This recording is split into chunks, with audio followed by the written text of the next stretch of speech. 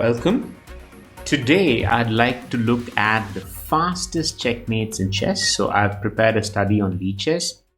I'll be sharing the link to this particular study in the description of this video, so you can always have a chance to go through the whole list. I'm dividing this video into two parts. So what you'll be looking at right now is part 1, which is the first 10 in the list of checkmates, all-time checkmates, which can end in the fastest possible manner. And in the second part, we'll be looking at the second set of quick checkmates. Okay, let's get started. The very first mate is a helper mate. So what is a helper mate?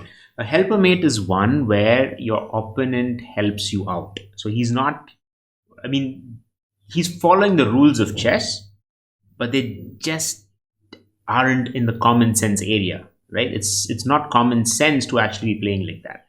So that's what you call as a helper mate. So typically, all the checkmates that we're going to be looking at today are helper mates. So, anybody who is a half decent chess player is not going to make these moves. But nevertheless, these are theoretically possible, and therefore it's important that one knows one understands, one knows all of these kinds of checkmates, which is exactly what we'll be looking at. And the reason why I call it the nincompoop mate is because it's that bad. If somebody were to actually play this in a game, they would be a complete idiot or a nincompoop. All right, so how does it go? It starts with f3, and you already know something is really wrong here. Black plays e5, and white responds with g4, paving way for the checkmate, which is the shortest known possible checkmate in chess. Just 2 moves. Black completes the game. It's done in just 2 moves. Okay. There's a variation of this which actually comes in a proper opening, which is called the Grob's attack, where white plays g4 first, black plays e5, and white plays f4, trying to attack the e5 pawn, not realizing that the queen can come here and complete the game. Checkmate again. Now you already see that there's a pattern here. The queen on h5 if h4 if you're black, queen on h5 if you're white, and kind of restricts the king, because the only possible square for the king to escape is the diagonal, and the diagonal is being controlled by a queen or a bishop. So it's this, to study these kinds of checkmates is not to actually hope that these mates are going to happen in your game, but rather to understand the patterns of how the basic checkmates are built, which shall give you something more practical that you can use in a game when you actually come across your opponent moving the f pawn or the g pawn. The next shortest mate is again the ninka mate. In short, ninka mate. Again the ninka mate, but this time it's from white's perspective. So as you can see, black plays f6. White just has to do this one extra move. It really doesn't make sense, or rather it doesn't help in the checkmate, but nevertheless, queen to h5 and it's mate. The next one is the shortest known checkmate, where it's not the ninka mate, but something else. I like to call it the Viking mate. So it starts with e4, d5. He takes it, and this is the Scandinavian opening, and which is why probably I named it Viking. And here is the helper move.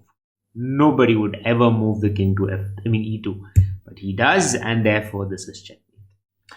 The next one is the shortest mate possible by a knight. Okay, the smothered checkmate by a knight. So e4, knight c6, and already something is wrong. Nobody develops their knight to e2, but as I said, these are all helper mates. It's good to know the pattern. Knight moves to b4. He plays c3, attacking the knight, and that's a smothered checkmate. Game over. The quickest possible bishop mate, what could that be? In fact, if you'd like to make it interesting, you can pause the video here and see if you can figure it out. In 3 moves, can the bishop checkmate? And here is the answer in case you are not able to find it. So e3, f6, bishop to d3, aiming at that ninka diagonal. And here comes the move. The complete helper move, h6, and therefore paving the path for a checkmate in 3 moves with the bishop. Okay, the next one is a really interesting puzzle. What if black were to be a complete copycat and literally move the exact moves as white? Okay, How quickly do you think white can checkmate? It's a puzzle. You can in fact pause this here and think about it. The only condition, only logical condition here is whatever move white makes, black has to repeat it. Like he cannot, he just has to copy it. So if white plays e3, black plays e6. If white plays h4, black plays h5. It's a copycat. Every move should be a copycat move.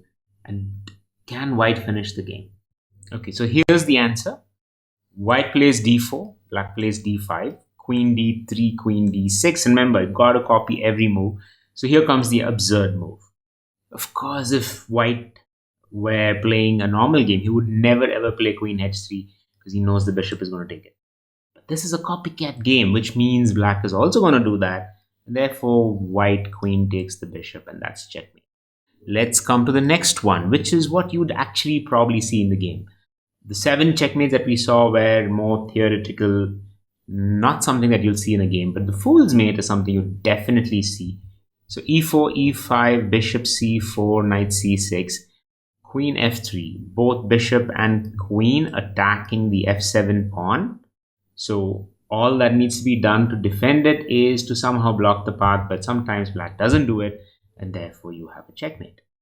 A scholar's mate is an upgrade on the fool's mate in that black actually realizes that, oh, last time I missed blocking the path with knight f6, so this time I'm going to do that, only to realize that this is not really blocking, but rather still having a way for white to checkmate black. Okay, the final one is actually a gambit, and a very interesting one at that. So e4, f5, queen check, and it's very natural for black to block it. I mean, that's the only possible move, in fact. And what you do is you do not move the queen, but rather support it. And I would say if you're playing a complete novice, 9 out of 10, they would take the queen. And that's exactly what you need because bishop takes it back with a checkmate. So I hope you enjoyed these checkmates. You understood the patterns that leads to these checkmates. This is part 1 of the video. If you'd like to see part 2, please like this video, subscribe if you haven't already, and click on the bell icon so that